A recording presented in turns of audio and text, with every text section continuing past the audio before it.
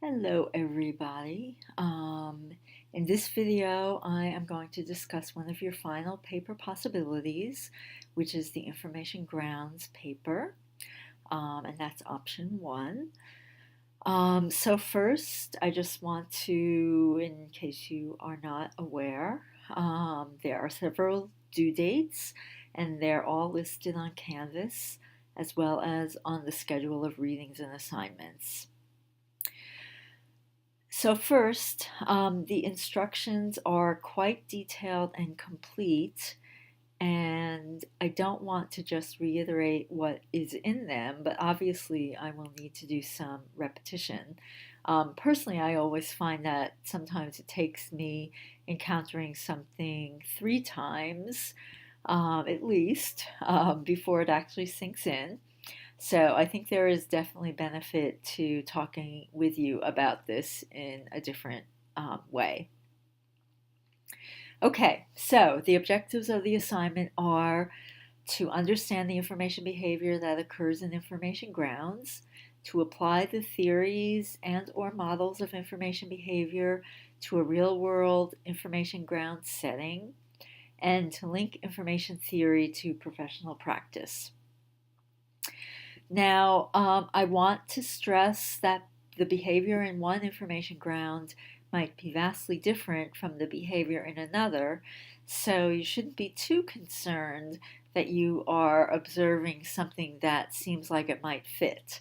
If you go to Karen Fisher's information behavior in everyday context page, and the link is in the assignment instructions, you will see a whole bunch of places that people have considered to be information grounds.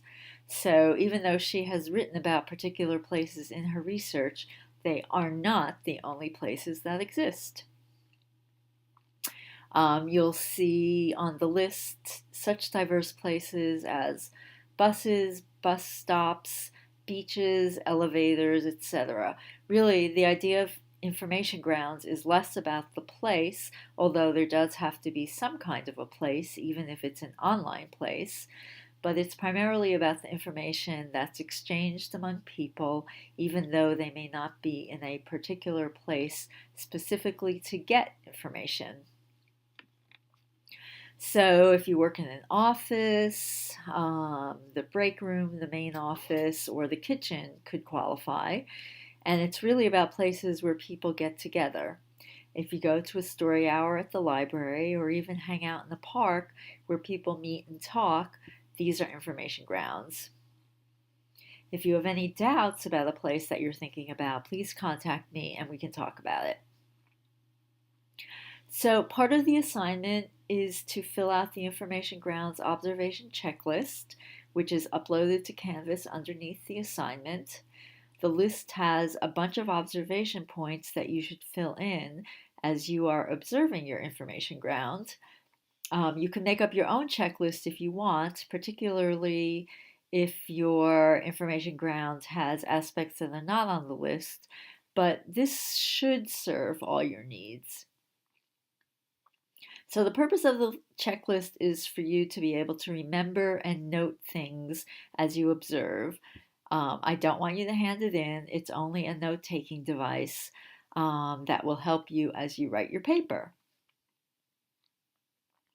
The really important thing I want you to pay attention to in this assignment is to answer all the questions that are in the assignment in your description.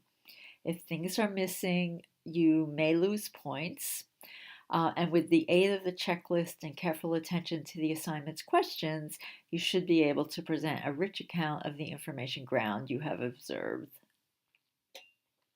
So let's go through the assignment. First, you'll need to observe your information ground for a minimum of 2 hours and more if that doesn't seem like enough. You'll write an 8 to 10 double-spaced paper, 8 to 10 page double-spaced paper, excluding references. That includes the following information: an introduction with a thesis statement stating what the paper will be about, and that should be 1 to 2 paragraphs.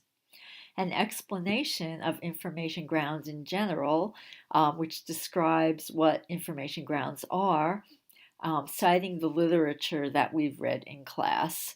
And hint, that would be Fisher and anyone else who has written about information grounds. But don't forget Fisher. She is the originator of information grounds. And then you will write a description of your information ground in 2 to 3 pages in regard to the list of questions that are in the assignment instructions. After you've completed your description of the information ground, you will write a related literature section. And so basically you will discuss the literature you have found about this type of environment in 2 to 3 pages. So by that, I don't mean literature about information grounds. I mean literature about, you know, people talking casually in a park or people on a bus, or you very likely will not find the words information ground when you do literature searches, because really the idea of information grounds is only found in LIS literature. And if someone hasn't specifically studied, say, office culture or something in LIS as an information ground, you probably won't find an article specifically relating it to being an information ground. But in other disciplines, you may very well find people who have observed different environments that you are observing yourself. So you'll need to cite a minimum of 6 scholarly articles outside the class literature for this. If there is class literature that's related to this environment, feel free to use it as well. And please make sure you read what I wrote in the instructions about where to find literature. As I said, you might not find what you're looking for in LIS literature alone. You likely will have to consult other disciplines.